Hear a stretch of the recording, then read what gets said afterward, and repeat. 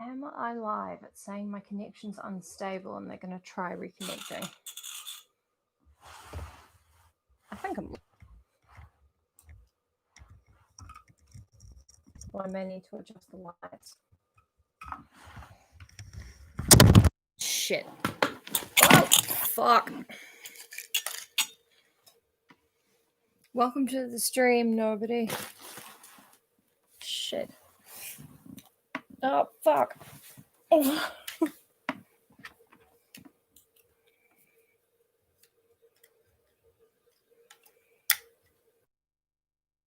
Is near. Good is near. And no one's here yet, so that's okay.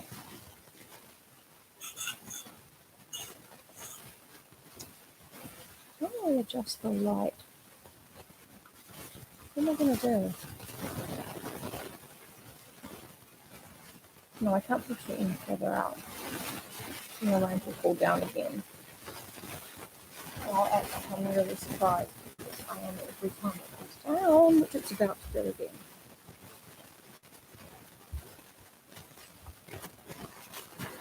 Okay, I'm going to try to scooch down. Yeah. I'm starting super early because I knew there would be certain problems.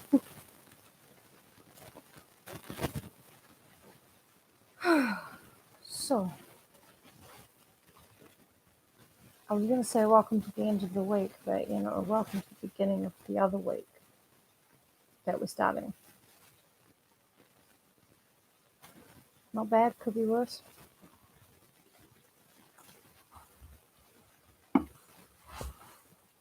Except that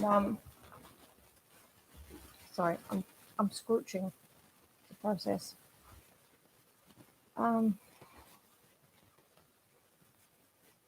Except that I have lingual tonsillitis, or gross tongue, as the medical professionals call it. You would not believe how much makeup I have slapped on. It is silly. And these colours, the light is just like... No, it just makes me look like I'm about to tell you guys some horror stories. This session of the Midnight Society.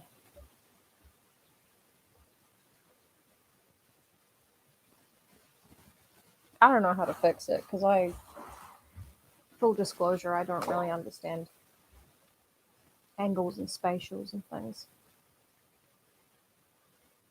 And if this is lagging, I'm sorry, but I'm trying to make it not lag.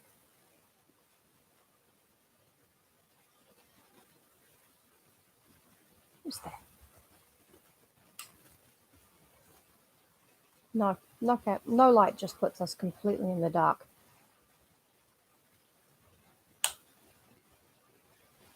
Some light just blasts me with this.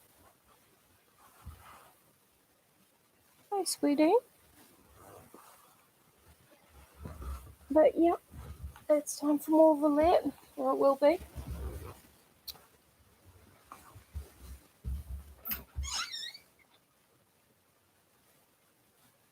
Go on, quick. It's like you own her with me. Quick, outside.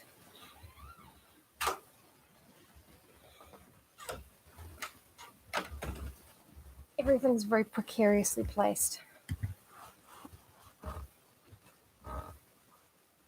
So just pop that there.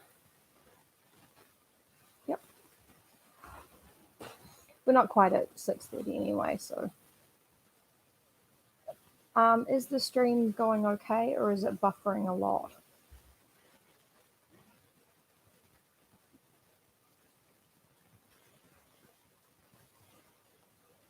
If anyone's in the chat, I cannot see it.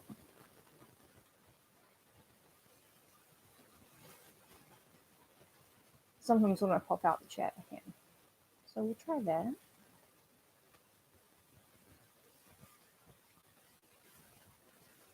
The light is really bugging me. It's so bright.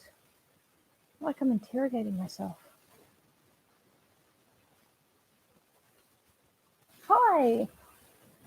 Hi! I can see the chat now. Oh, that's so exciting. And the light's actually getting better.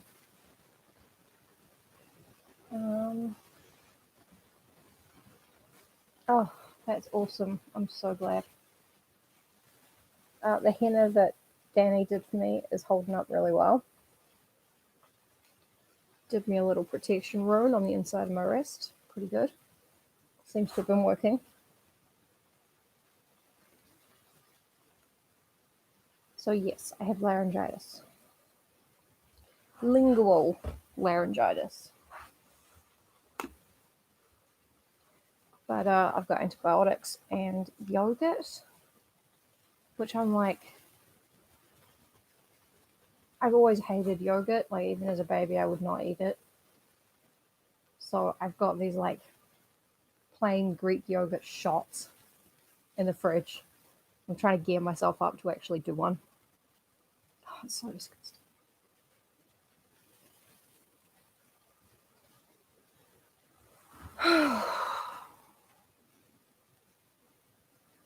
But yeah, I'm really glad that the tiredness and the sore throat and the general clamminess that can be cleared up with 10 days worth of antibiotics.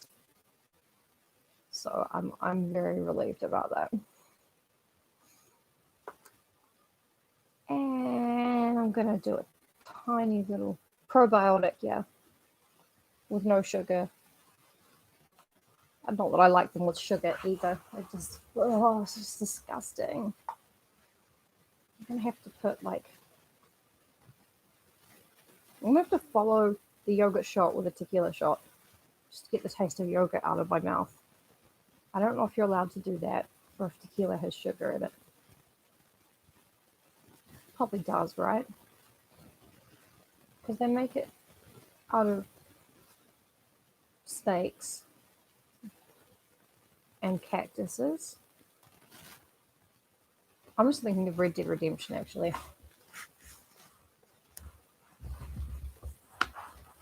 What do they make tequila out of? That's a good question.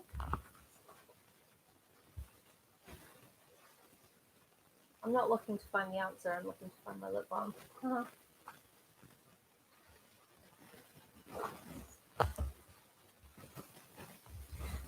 Oh, yeah. Oh, yeah, the alcohol would kill the probiotic. Trying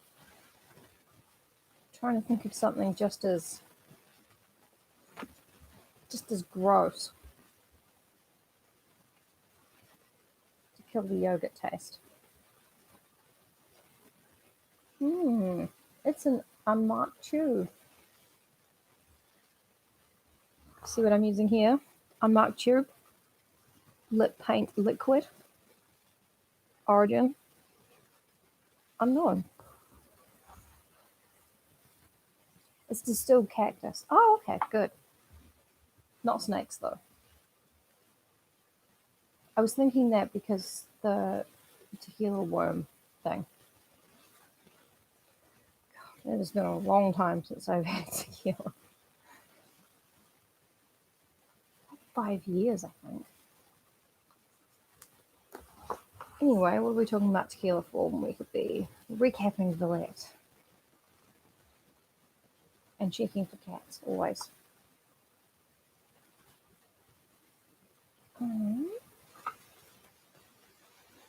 That's right. That's right. That's right.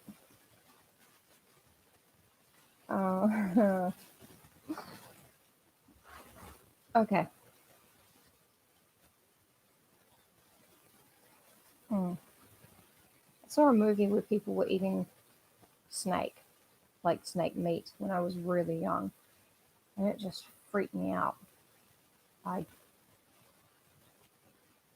intellectually, I knew that snakes existed, but the idea of consuming the meat of a snake,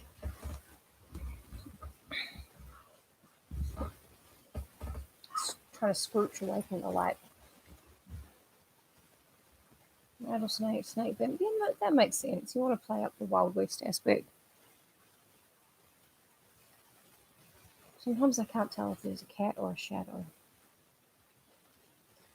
But yeah, last time on Villette, we got to overhear a little bit of conversation between Lucy, who is not in love with Ginevra Fanshawe, and Dr. John, who is in love with Ginevra Fanshawe but doesn't really know her. And they had a little bit of an argument where Lucy's like, she's the dumb thought. Dr. John's like, oh, my love, my life, a mere thought? Perish the thought, he said. Yeah, my cats are part shadow. That's true. They're part shadow and part needles. And so then later Lucy was like, look, I'm sorry. I'm upset that I upset you. Because she thinks that she's...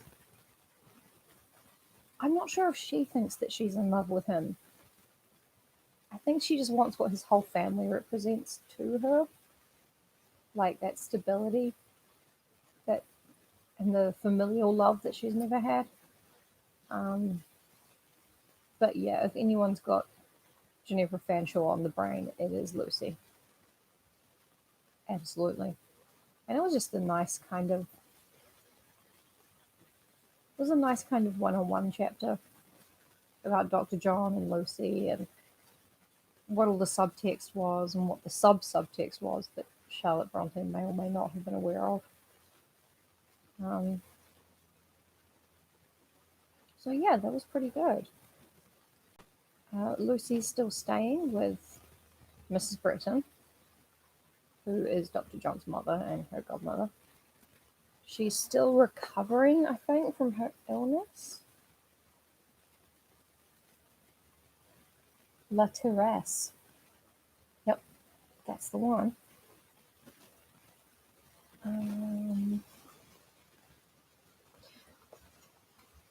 Yeah, I'm going to take your word for it because you're a qualified lesbian with a certificate from Oneros, the Hell Dimension. So you absolutely can make a ruling on this. But yeah, even to my untutored eye, Lucy does seem to have lesbian brain.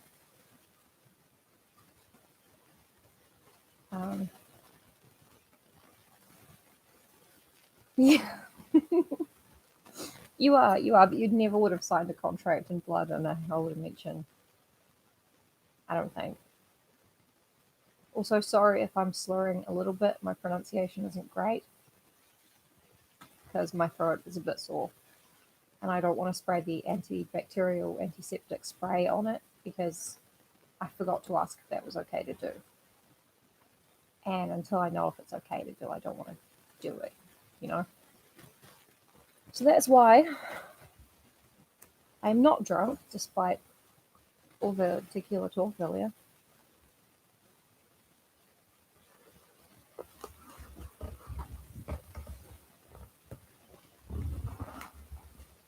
Who's this? Who's this tiny waif at my door? Who's this unloved orphan? This rough beast slouching away to my kitchen to be fed. It's Niobe. She'll probably come up and sit with us in a minute.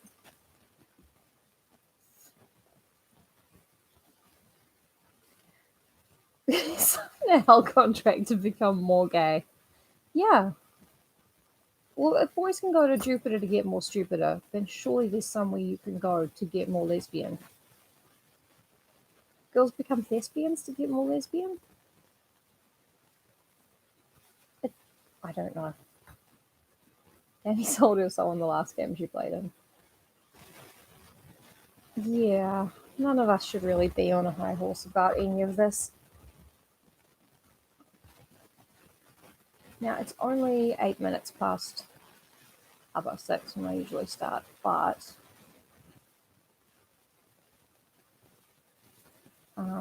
last chapter was really short and I summarized it pretty quickly and expertly. Just going to make sure that no matter how much I swoosh, any letters with my actual IRL address don't end up on the screen. I know you all want to murder me. I know. Okay, so we are up to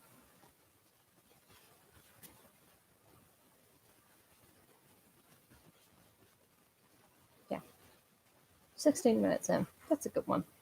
We're up to chapter 19, The Cleopatra. I cannot imagine what this is about. My stay at La Terrasse was prolonged a fortnight beyond the close of the vacation. Bear with, I'll get into it. Mrs. Bretton's kind management procured me this respite, her son having one day delivered the dictum that Lucy was not yet strong enough to go back to that den of a pensionnat. She at once drove over to the Rue Fossette, the school, had an interview with the directress, and procured the indulgence on the plea of prolonged rest and change being necessary to perfect recovery. Hereupon, however, followed an attention I could very well have dispensed with, viz., a polite call from Madame Beck. That lady, one fine day, actually came out in a fiacre as far as the chateau. Taxi. Castle. I suppose she had resolved within herself to see what manner of place Dr. John inhabited. Oh, lest we forget, everybody has a massive crush on Dr. John because he's like so handsome and also like the only man who works there apart from Madame Beck's cousin.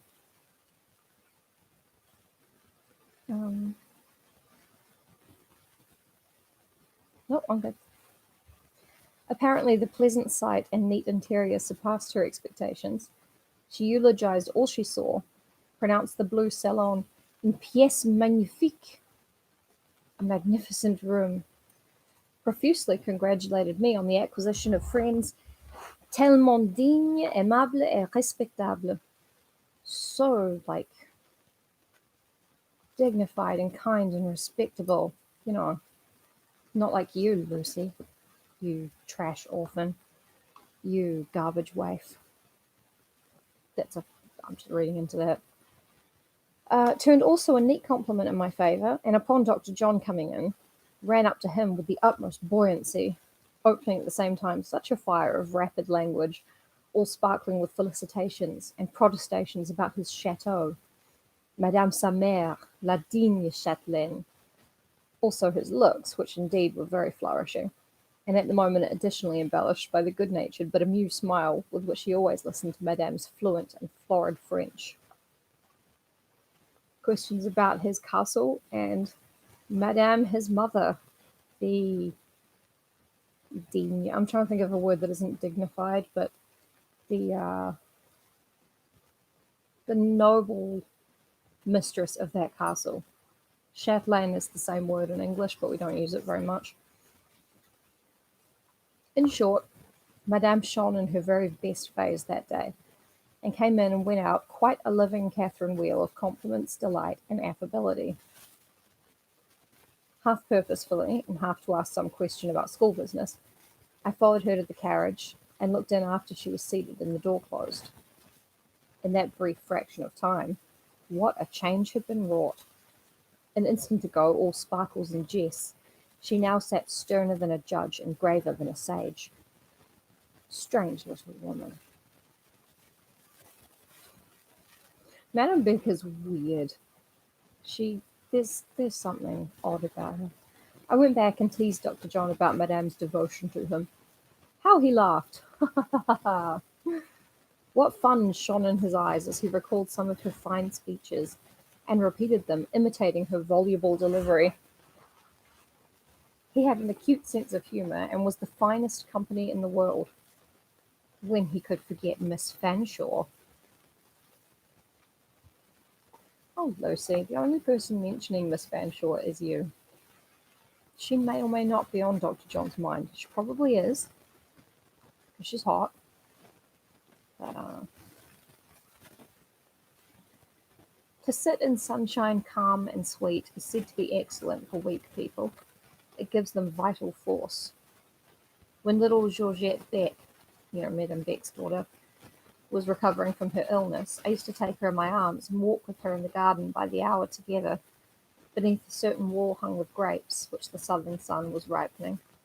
That sun cherished her little pale frame quite as effectually as it mellowed and swelled the clustering fruit.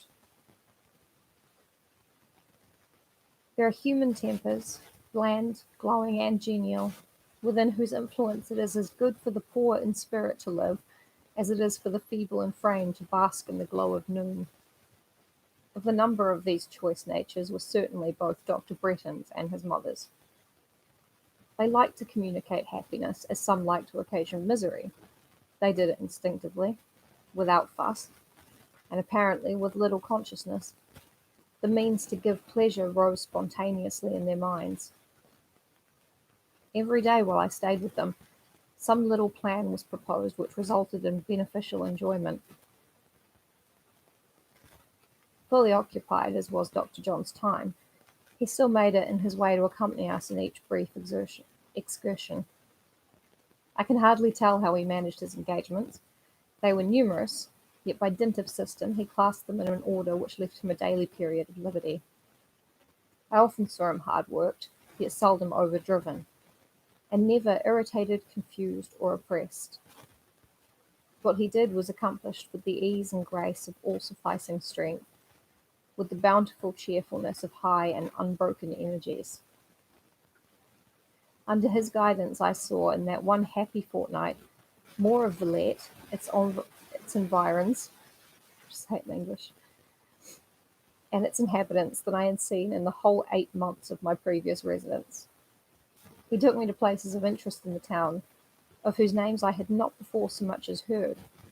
With willingness and spirit he communicated much noteworthy information. He never seemed to think it a trouble to talk to me, and I am sure it was never a task to me to listen. It was not his way to treat subject coldly and vaguely. He rarely generalized, never prosed. He seemed to like nice details almost as much as I liked them myself. Nice meaning accurate here. He seemed observant of character, and not superficially observant either. These points gave the quality of interest to his discourse, and the fact of his speaking direct from his own resources, and not borrowing or stealing from books. Here a dry fact, and there a trite phrase, and elsewhere a hackneyed opinion, ensured a freshness, as welcome as it was rare. Before my eyes, too, his disposition seemed to unfold another phase, to pass to a fresh day, to rise in new and nobler dawn. He's growing up. His mother possessed a good development of benevolence, but he owned a better and larger.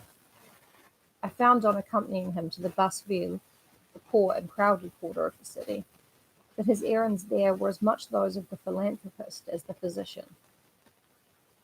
I understood presently that cheerfully, habitually, and in single-minded unconsciousness of any special merit distinguishing his deeds, he was achieving amongst a very wretched population a world of active good. The lower orders liked him well, as poor patients in the hospitals welcomed him with a sort of enthusiasm. But stop! I must not, from the faithful narrator, degenerate into the partial eulogist.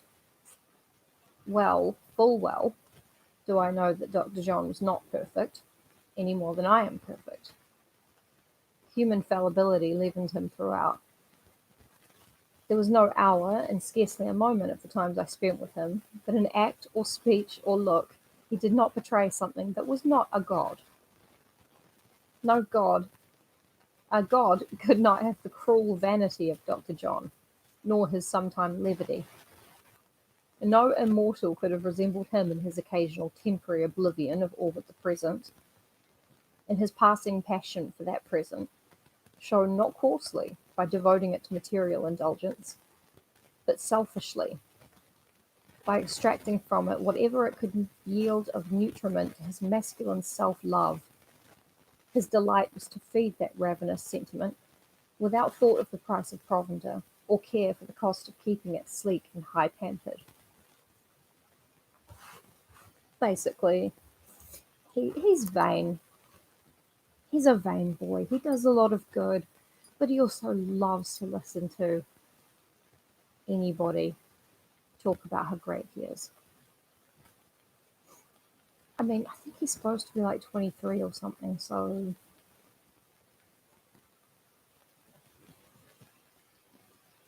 And again, the reader is requested to note a seeming contradiction in the two views which have been given of Graham Bretton, the public and private, the outdoor and the indoor view. In the first, the public, he is shown oblivious of self.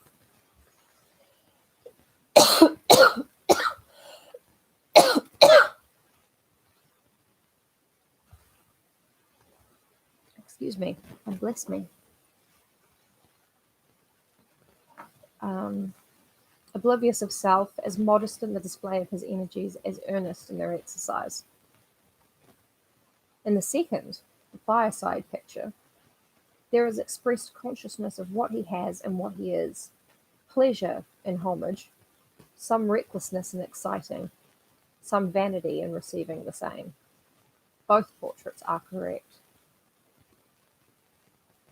Lucy really prides herself on being able to see everything clearly and being incredibly opaque herself. Like, it's really important to her that she is just seeing through everybody. And it's like her name, Lucy, meaning light, snow meaning, snow. It kind of sounds like she should be as transparent as, ice herself. But she wants to remain opaque to everybody. She doesn't like it when Monsieur Paul was like, oh, you actually want to be in the play. She was like, no, fuck you for knowing anything about me. I'll kill you. Or whatever, I can't remember the exact dialogue. It was something like that for sure. Oops. Turns out with brightness on my screen, like a lot. So, she prides herself so much on this clear sight, that the things that she doesn't see clearly, we find it easy to overlook as well if we're not paying attention, right? And not just the lesbian thing, although that is really what stands out to a modern audience, I think. Especially this one. Discerning.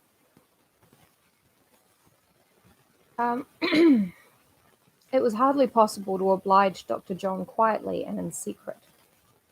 When you thought that the fabrication of some trifle dedicated to his use had been achieved unnoticed, and that, like other men, he would use it when placed ready for his use and never ask whence it came, he amazed you by a smilingly uttered observation or two, proving that his eye had been on the work from commencement to close, that he had noted the design, traced its progress, and marked its completion.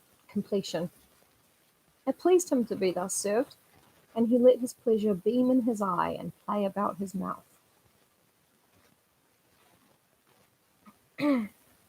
This would have been all very well, if he had not added to such kindly and unobtrusive evidence a certain wilfulness in discharging what he called debts. Oh yeah, it's so much, yeah. You know me in one small way. No, that's not me. I'm never going to act like that again. You were wrong the whole time. Rethink your thoughts, buddy. See, she's fascinating. Like, yeah.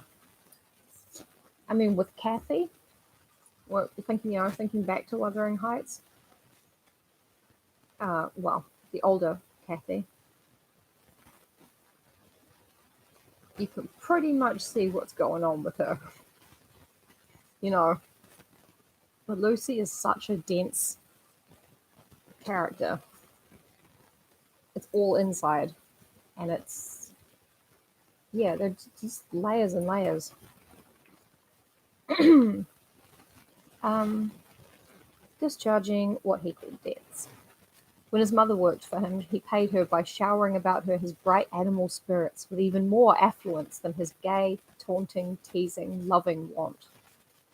If Lucy Snow were discovered to have put her hand to such work, he planned in recompense some pleasant recreation. I feel like she's complaining here about Dr. John not letting her rack up a bunch of debt, like kindness coins, that she's chucking at him. And he just keeps paying them back. So she feels like it's all uneven, like she can never catch up. This is just my interpretation.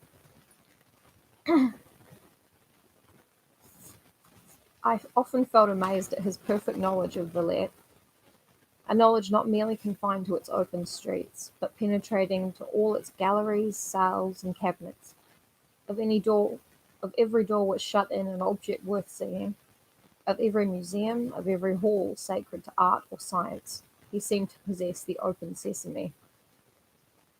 I never had a head for science, but an ignorant, blind, fond instinct inclined me to art. I like to visit the picture galleries, and I dearly like to be left there alone. In company, a wretched idiosyncrasy forbade me to see much or to feel anything.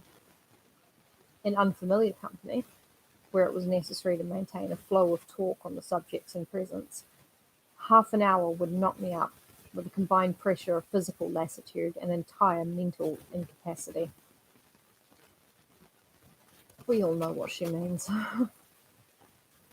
Although being knocked up meant being, exhausted at that point. She's not getting pregnant by being very tired from social interaction. Although, yeah, that is how you get pregnant. I never yet saw the well-reared child, much less the educated adult, who could not put me to shame by the sustained intelligence of its demeanour under the ordeal of a conversible, sociable visitation of pictures, historical sites or buildings, or any lines of public interest. Dr. Bretton was a cicerone after my own heart. He would take me betimes, ere the galleries were filled, leave me there for 2 or 3 hours, and call for me when his own engagements were discharged.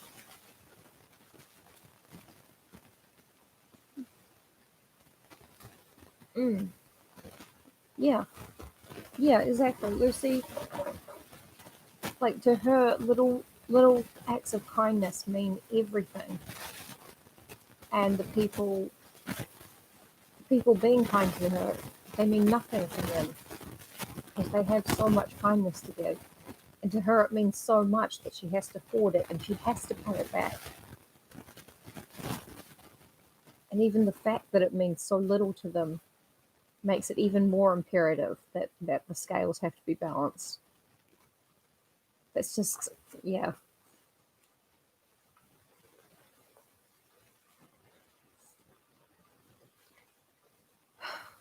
Lucy would have really liked you, Danny. If she was real.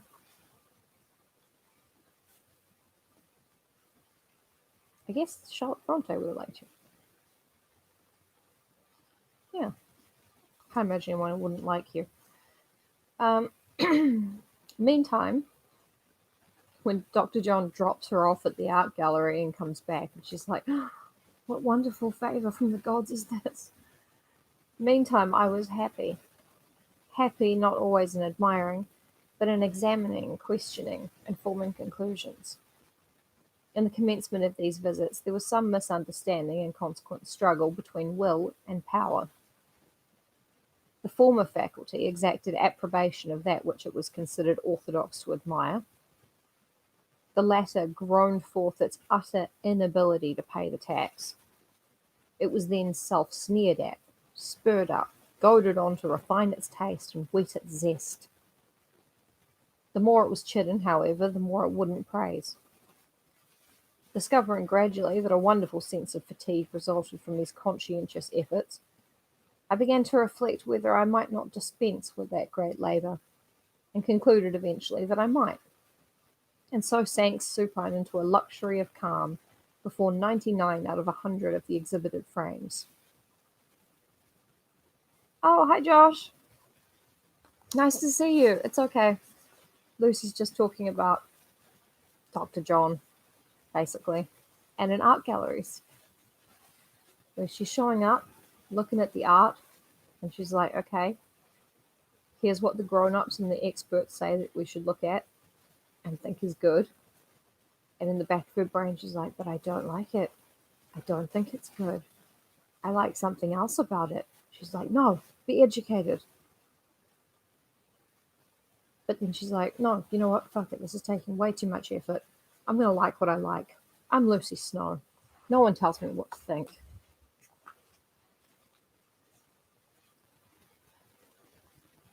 It seemed to me that an original and good picture was just as scarce as an original and good book.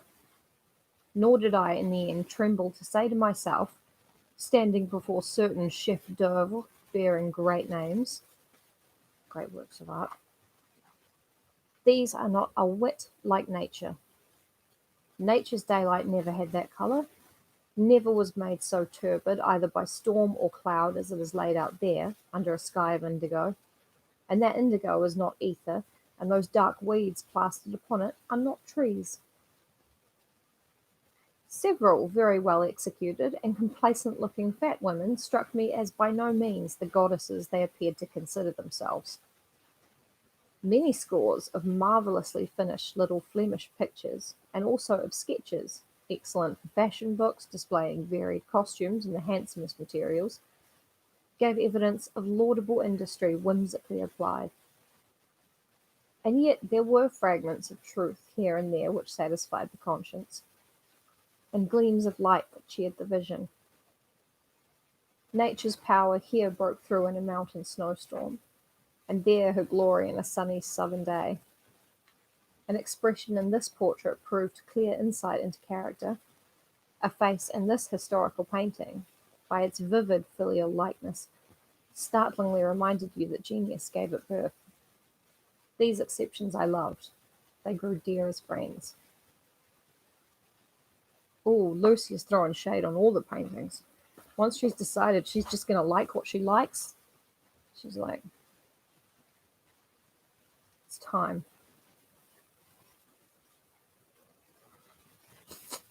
Boo.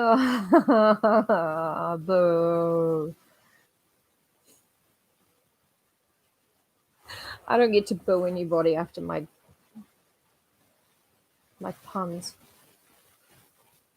Oh God, I can't help it. I'm biologically at an age for dad joking, and it's hardwired in. I'm sorry.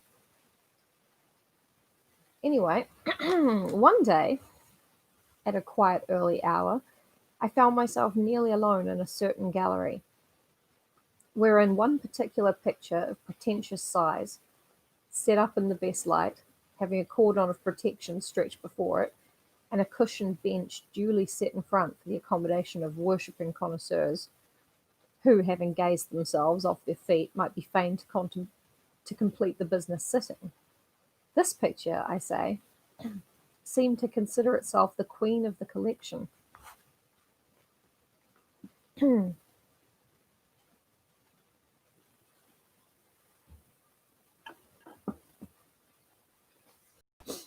Wow. Okay, Lucy is about to extremely shame a fictional woman in a painting. And I'm going to take it extremely fucking personally. It represented a woman considerably larger, I thought, than the life. I calculated that this lady, put into a scale of magnitude suitable for the reception of a commodity of bulk, would infallibly turn from 14 to 16 stone. I don't know how much this is. Doesn't matter. She was indeed extremely well fed, very much butcher's meat, to say nothing of bread, vegetables, and liquids, must she have consumed to attain that breadth and height, that wealth of muscle, that affluence of flesh. She lay half reclined on a couch. Why, it would be difficult to say. Broad daylight blazed around her. She appeared in hearty health, strong enough to do the work of 2 plain cooks. She could not plead a weak spine. She ought to have been standing, or at least sitting bolt upright. She had no business to lounge away the noon on a sofa. Lounging away on a sofa. She ought likewise to have worn decent garments, a gown covering her properly, which was not the case. Out of an abundance of material, 27 yards, I should say, of drapery, she managed to make inefficient raiment. Then, for the wretched untidiness surrounding her, there could be no excuse. Pots and pans, perhaps I ought to say vases and goblets, were rolled here and there on the foreground. A perfect rubbish of flowers was mixed amongst them, and an absurd and disorderly mass of curtain upholstery smothered the couch and cumbered the floor. On referring to the catalogue, I found that this notable production bore the name Cleopatra.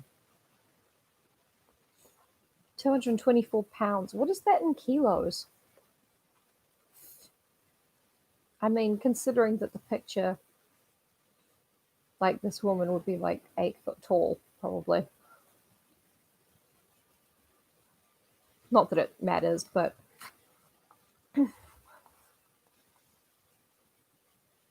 oh shit. I think Lucy is probably a waif.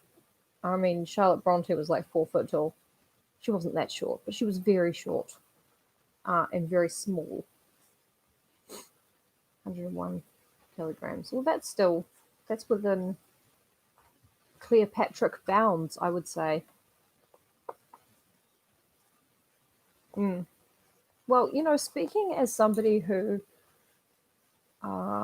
loves to lounge around insufficiently clad on a sofa in the middle of the day, not giving a fuck, I think it only appropriate that I should be the subject of an enormous painting and that Lucy should be throwing shade in her mind beneath. Fuck her. I like Lucy very much, but she's wrong about all of this. Well, I was sitting here wondering at it. As the bench was there, I thought I might as well take advantage of its accommodation. She's sitting on the bench, fucking hypocrite. And thinking that while some of the details, as roses, gold cups, jewels, etc., were very prettily painted, it was on the whole an enormous piece of claptrap. The room, almost vacant when I entered, began to fill. Scarcely noting this circumstance, as indeed it did not matter to me, I retained my seat, rather to rest myself than with a view to studying this huge, dark-complexioned Roma queen, of whom indeed I soon tired, and betook myself for refreshment to the contemplation of some exquisite little pictures of still life, wild flowers, wild fruit, mossy wood nests, casketing eggs that looked like pearls seen through clear green sea-water, all hung modestly beneath that coarse and preposterous canvas. Is Lucy also having a case of lesbian brain when she's like, I just stayed sitting on the bench because it was very convenient, my feet were tired, and not because I was staring at the huge painting of the barely clothed, very sensual woman? Is that also lesbian brain? I'm going to assume it is because... But then, suddenly, a light tap visited my shoulder. Starting, turning, I met a face bent to encounter mine, a frowning, almost a shocked face it was. Que faites-vous ici? Said a voice. 100% lesbian brain. Thought so.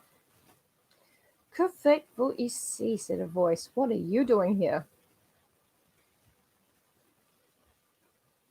Oh, the lady protests too much. In denial. Yeah, she's. Do you know how she knows that's Cleopatra? Because they're both so far up denial that there's probably a way better way to make that pun. Fuck it. Anyway, a very rude voice has just interrupted Lucy's lesbian ponderings. Que faites-vous ici? What are you doing here? Mais, monsieur, je m'amuse. I'm just like amusing myself. Vous vous amusez? Et à quoi, s'il vous plaît?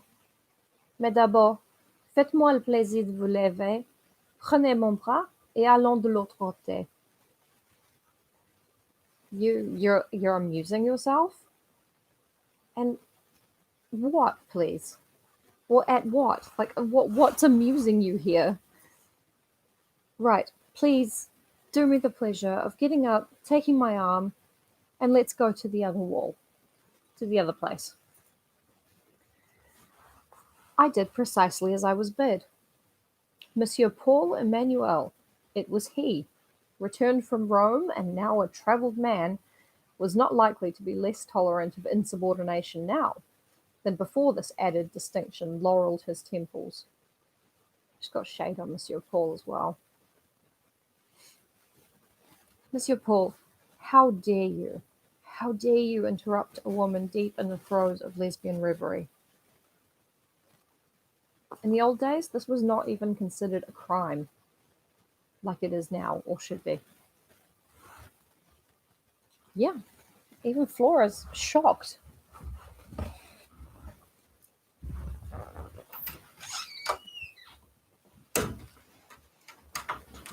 Hello, sweetie. Que faites-vous là? What are you doing there?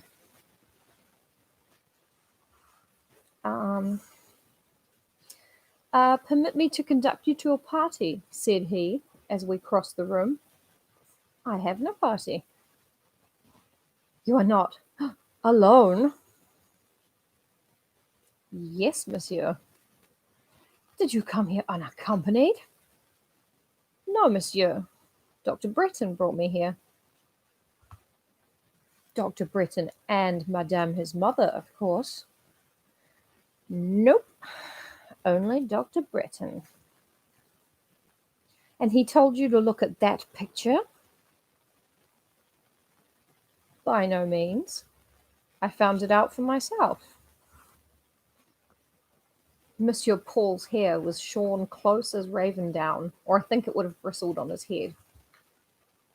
Beginning now to perceive his drift, I had a certain pleasure in keeping cool and working him up. Astounding insular audacity, cried the professor. Singulière femme, ces Anglaises. These English women, they are unique in a bad way. What is the matter, monsieur? Matter? How dare you, a young person, sit coolly down with the self-possession of a garçon and look at that picture? All the self-possession of a boy, who are not, to my mind, that self-possessed. That picture. Well, it is a very ugly picture, but I cannot at all see why I should not look at it. Won't speak no more of it, but you ought not to be here alone. If, however, I have no society, no party, as you say, and then what does it signify whether I am alone or accompanied? Nobody meddles with me. Taisez-vous, et asseyez-vous là. He said, shut up and sit down there. Well, not really shut up, but shut up. Setting down a chair with emphasis in a particularly dull corner before a series of most specially dreary cadres. Don't know what that means. probably just little boring paintings. Mais monsieur, but monsieur, mais mademoiselle, asseyez-vous et ne bougez pas. Entendez-vous? Jusqu'à ce que vienne vous chercher ou que je vous donne la permission. But, mademoiselle, sit there and do not move. Do you hear me? Until someone comes to get you, or until I give you permission.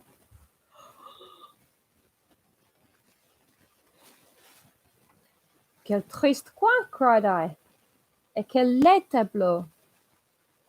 What a sad corner, I cried, and what ugly tableaus, what ugly pictures. Cannot fucking believe Monsieur Paul. He is.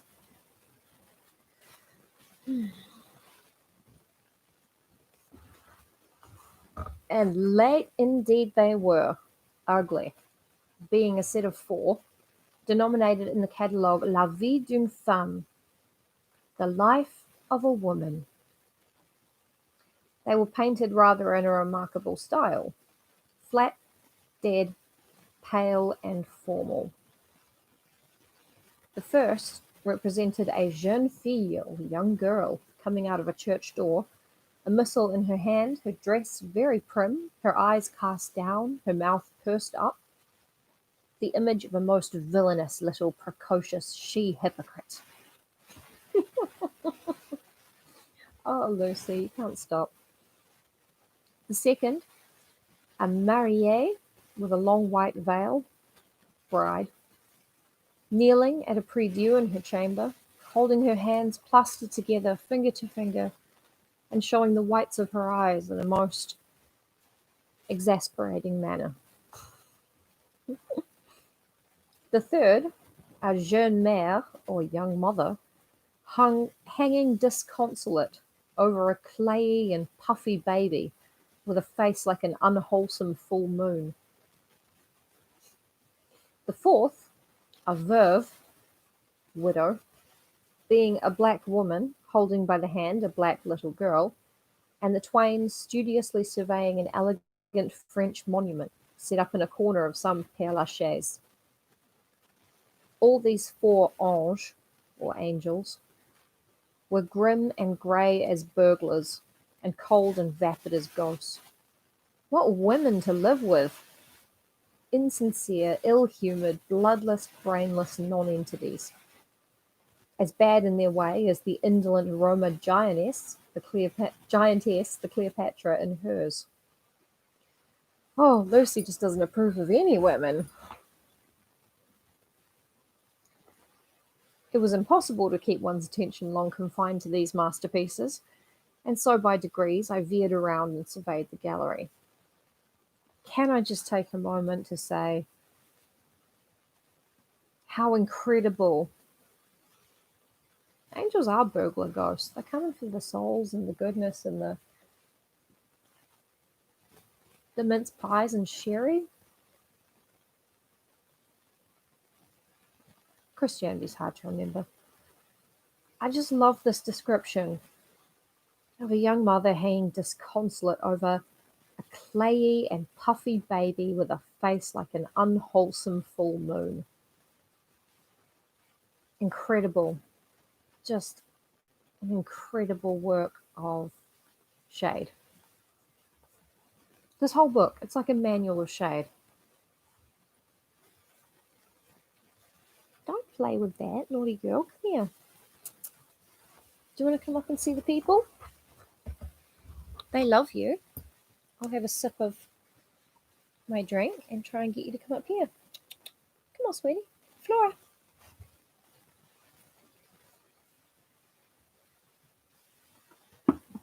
Flora.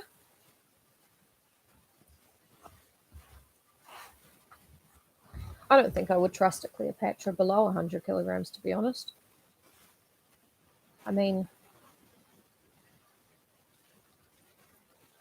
actually, let's not ever talk about a woman's weight. But let's not ever not talk about it. Wait. Fuck it. You know what I mean? Flora, come here, sweetie. Shit, we have to get up and catnap. The umbrella, because she's got shade for everybody. She's a pavilion. I'm going to angle that a little bit lower and scrooch down so you guys can see Flora. What's that? Oh, it's a bag of catnip on it. Smells really good. She loves it. You love it. Oh, shit. Oh, I was going to say, she's this close to savaging me. Do you want me to put some down somewhere for you? You're just going to... Yeah, she's just going to do this for a while. You're so weird. You see the people? That's Flora's face. She loves seeing the people with her face. Yeah, it's henna. Danny did it for me. I've got better pictures on my Twitter. She did my arm. She did a protection rune on my wrist, which you can't see because there were bangles. And she did my leg and also wrote the Sopranos on it because I thought that would be a really funny first tattoo. Just the Sopranos logo on my calf really big. All right, babe, we're going to get back to the chapter. What? I think that was a no. Ow! I am so sorry for screaming. Yeah, have a bag, you little shit. Really, really sorry to anybody with headphones. And sorry to myself for never, ever learning. Cat here.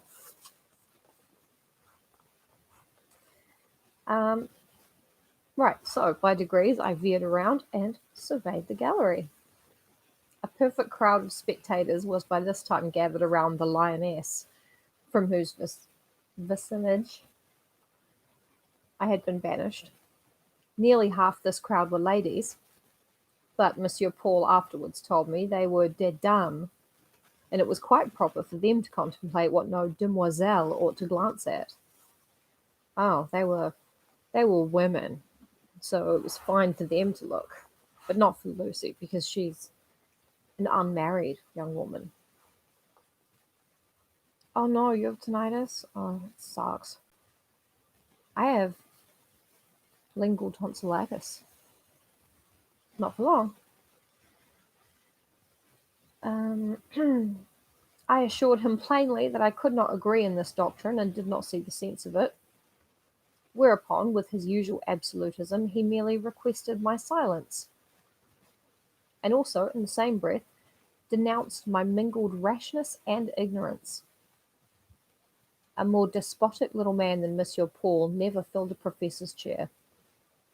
I noticed, by the way, that he looked at the picture himself, quite at his ease, and for a very long while. He did not, however, neglect to glance from time to time my way, in order, I suppose, to make sure that I was obeying orders and not breaking bounds. By and by, he again accosted me. Had I not been ill, he wished to know. He understood I had. Yes, but I was now quite well. And where had I spent the vacation? Chiefly in the Rue Fossette, partly with Madame Breton. Gesundheit to me. He had heard that I was left alone in the Rue Fossette. Is that so? Not quite alone. Murray Brock, the learning disabled young girl, was with me. Thank you. Thank you, Josh. He shrugged his shoulders. Varied and contradictory expressions played rapidly over his countenance. Murray Brock was well known to Monsieur Paul. He never gave a lesson in the third division, containing the least advanced pupils, that she did not occasion in him a sharp conflict between antagonistic impressions. Her personal appearance, her repulsive manners, her often unmanageable disposition irritated his temper and inspired him with strong antipathy, a feeling he was too apt to conceive where his taste was offended or his will thwarted. On the other hand, her misfortunes constituted a strong claim on his forbearance and compassion, such a claim as it was not in his nature to deny. Hence resulted almost daily drawn battles between impatience and disgust on the one hand, pity and a sense of justice on the other, in which, to his credit be it said, it was very seldom that the former feelings prevailed. When they did, however, Monsieur Paul showed a phase of character which had its terrors. Flora is fighting my light diffuser and everything else. I think she's winning. And a bit of tinfoil. His passions were strong, his aversions and attachments alike vivid. The force he exerted in holding both in check by no means mitigated an observer's sense of their vehemence. With such tendencies, it may well be supposed he often excited in ordinary minds fear and dislike. Yet it was an error to fear him. Nothing drove him so nearly frantic as the tremor of an apprehensive and distrustful spirit. Nothing soothed him like confidence tempered with gentleness. To evince these sentiments, however, required a thorough comprehension of his nature, and his nature was of an order rarely comprehended.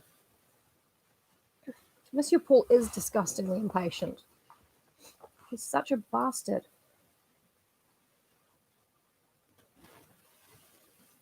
Lucy once again priding herself on knowing other people extremely well. And if you didn't know how to treat Monsieur Paul, and if you didn't like him, I think she likes him, it's hard to say, then it's just because you don't understand the way she does. How did you get on with Mary Brock? He asked after some minutes' silence. Monsieur, I did my best, but it was terrible to be alone with her. You have then a weak heart. You lack courage, and perhaps charity.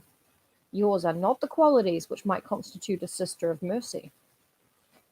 Monsieur Paul's neg game is insane. He was a religious little man in his way. The self-denying and self-sacrificing part of the Catholic religion commanded the homage of his soul. I don't know, indeed. I took as good care of her as I could, but when her aunt came to fetch her away, it was a great relief. Ah, you are an egotist. There are women who have nursed hospitals full of similar unfortunates. You could not do that? Could Monsieur do it himself? Women who are worthy the name ought infinitely to surpass our coarse, fallible, self-indulgent sex in the power to perform such duties. Ought they, Monsieur Paul? Ought they indeed? I washed her, I kept her clean, I fed her, I tried to amuse her, but she made mouths at me instead of speaking. You think you did great things?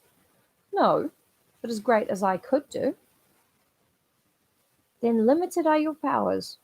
For intending one idiot, you fell sick. Fuck, Monsieur Paul, seriously. Not with that, Monsieur. I had a nervous fever. My mind was ill. Vraiment? Vous valez peu de choses. You are not cast in an heroic mould. Your courage will not avail to sustain you in solitude. It merely gives you the temerity to gaze with sang-froid at pictures of Cleopatra.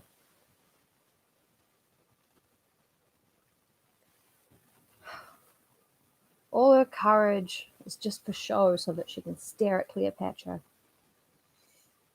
It would have been easy to show anger at the teasing, hostile tone of the little man. I had never been angry with him yet, however, and had no present disposition to begin. which is a lie. She was pretty angry with him when he made her go into the play. Cleopatra, I repeated quietly. Monsieur too has been looking at Cleopatra. What does he think of her? Cela ne vaut rien, he responded. What, nothing, nothing. Une femme superbe, une taille d'impératrice, des formes de Junon, mais une personne dont je ne voudrais ni pour femme, ni pour fille, ni pour sœur. Aussi, vous ne jetterez plus un seul coup d'œil à sa côté.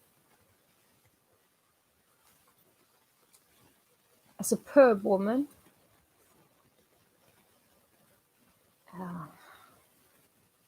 An empress. With a Juno-like body, but I would not want her for my wife, for my daughter, or for my sister. And also, you will not look at her even one more time. You will not even glance at her.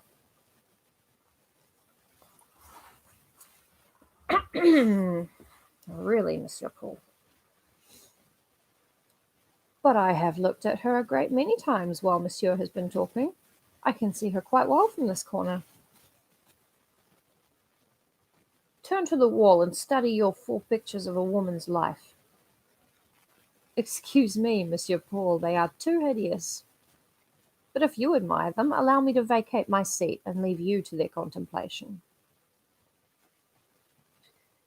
Mademoiselle, said he, grimacing a half smile, or what he intended for a smile, though it was but a grim and hurried manifestation. You nurslings of Protestantism astonish me. You unguarded Englishwomen walk calmly amidst red-hot ploughshares and escape burning. I believe if some of you were thrown into Nebuchadnezzar's hottest furnace, you would issue forth untraversed by the smell of fire.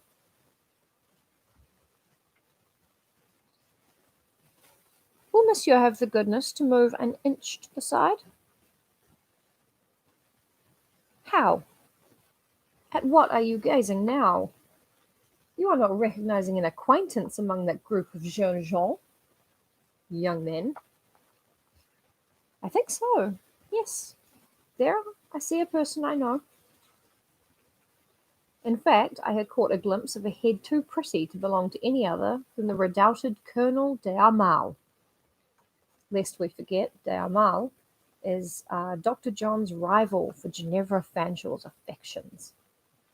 And he's a little dandy of a man. And Lucy's not jealous.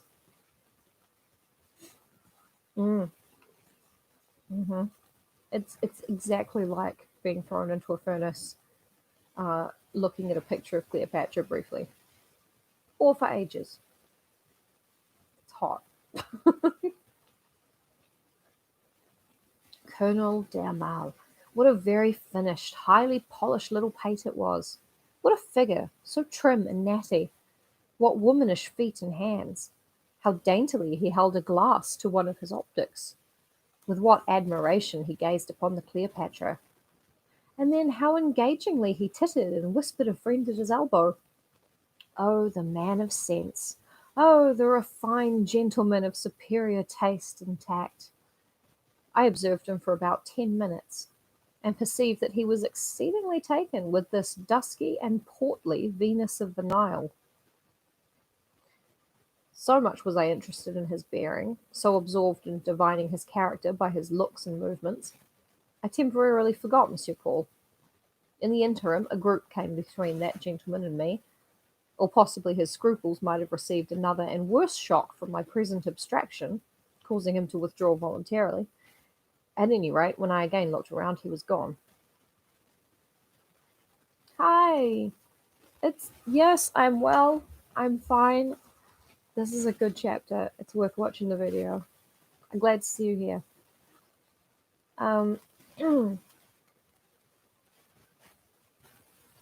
Yeah, Lucy's not jealous of d'Aumale. My eye, pursuant of the search, met not him, but another and dissimilar figure. well seen amidst the crowd, for the height as well as the port lent each its distinction. This way came Dr. John, in visage, in shape, in hue, as unlike the dark, acerbic, and caustic little professor as the fruit of the Hesperides might be unlike the sloe in the wild thicket, as the high-couraged but tractable Arabian is unlike the rude and stubborn Sheltie. He was looking for me, but had not yet explored the corner where the schoolmaster had just put me. I remained quiet. Yet another minute would I watch. He approached Diamal. See, she's all about the drama. She's loving it. He paused near him. I thought he had a pleasure in looking over his head. Dr. Bretton, too, gazed on the Cleopatra. I doubt if it were to his taste. He did not simper like the little count. His mouth looked fastidious, his eye cool. Without demonstration, he stepped aside, leaving room for others to approach. I saw now that he was waiting, and rising, I joined him. We took one turn around the gallery. With Graham, it was very pleasant to take such a turn. I always liked dearly to hear what he had to say about either pictures or books, because without pretending to be a connoisseur, he always spoke his thought, and that was sure to be fresh. Very often it was also just and pithy. It was pleasant also to tell him some things he did not know. He listened so kindly, so teachably, unformalized by scruples, less so to bend his bright, handsome head to gather a woman's rather obscure and stammering explanation should imperil the dignity of his manhood. And when he communicated information in return, it was with a lucid intelligence that left all his words clear graven on the memory. No explanation of his giving, no fact of his narrating did I ever forget. We got a doozy of a sentence coming up. Well, a couple sentences to end the chapter. As we left the gallery, I asked him what he thought of the Cleopatra, after making him laugh by telling him how Professor Emmanuel had sent me to the Rideabout and taking him to see the sweet series of pictures recommended to my attention. "Pah," said he, "my mother is a better-looking woman. I heard some French fops yonder designating her as le type de voluptueux.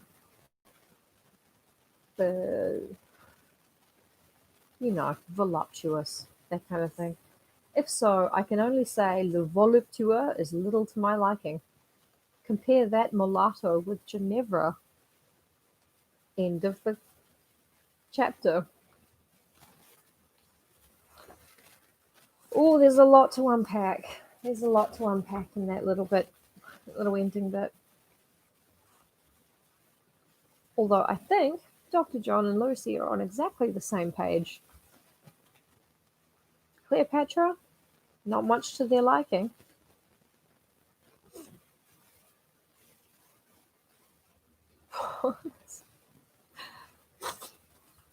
Neither of them like Cleopatra because they are comparing her to Ginevra. Except Lucy protests too much. There's a lot. There's a lot going on in that chapter, and there's a lot to unpack. But I think our main takeaway is that Lucy is a pavilion of absolute shade. She is the dawn covering the earth in Highlander 2, the sequel we do not speak of. And her lesbian reverie should not have been interrupted by Monsieur Paul, and that should always be a crime. Basically. Thank you so much, you guys, for being here and enjoying this with me. There's just so much to love about Villette, and I'm glad we're back in the swing of it. Well, I hope we are.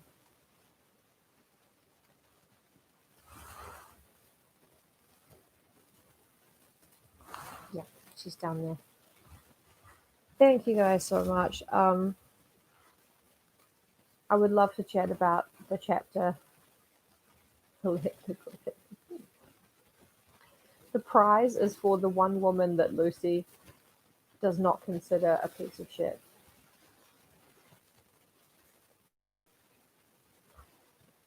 Thank you. Thank you guys for being the audience for it. Otherwise, I would have no reason. I would love to chat about this chapter, but maybe we'll save that for next time because we've gone over an hour and, you know. But yeah, thanks everybody. Wash your hands. Be good to each other. I will see you. Could even be tomorrow. Bye bye.